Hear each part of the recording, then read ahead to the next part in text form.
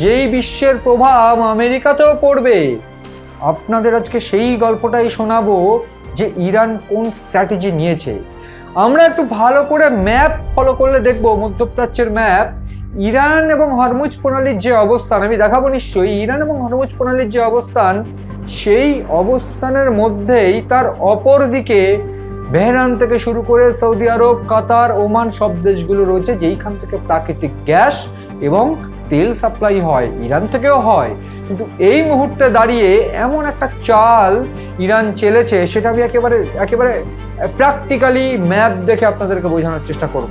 ম্যাপে দেখলে আমরা একটু দেখতে পাবো এই যে ইরান এবং এই যে হরমুজ প্রণালী, যেটা আমরা সবাই জানি যে জায়গাটা থেকে প্রায় 150 কিলোমিটার চওড়া, এই জায়গা থেকেই কিন্তু গোটা বিশ্বে তেল সাপ্লাই হয়।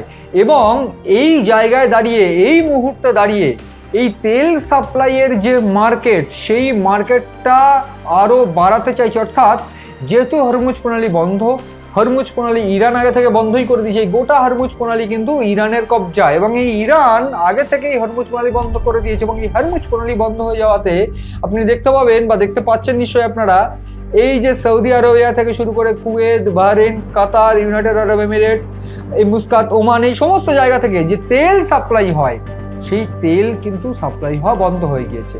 অর্থাৎ এই গোটা বিশ্ববাজারে প্রাকৃতিক গ্যাস এবং তেল, তার একটা চাহিদা বেড়ে গিয়েছে।